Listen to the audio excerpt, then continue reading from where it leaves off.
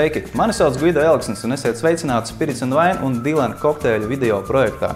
Šī projektā 12 mēnešu laikā mēs jums pagatavosim lieliskus 12 kokteļus, kas jūs sildīs ziemā, veldzēs vasarā un būs lieliski kokteļi gan ballītēs, gan svinībās.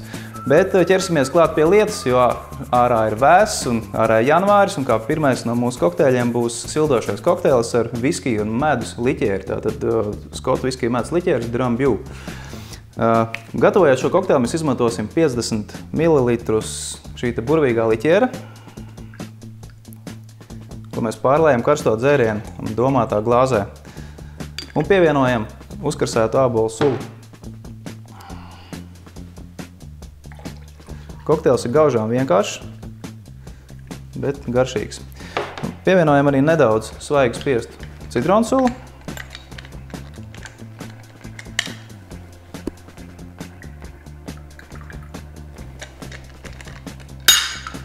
Un dekorējam ar kanēļu stanziņu, kas iedos nedaudz Ziemassvētku noskaņu.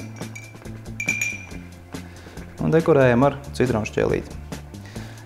Lūdzu, Drambuie Hot Toddy!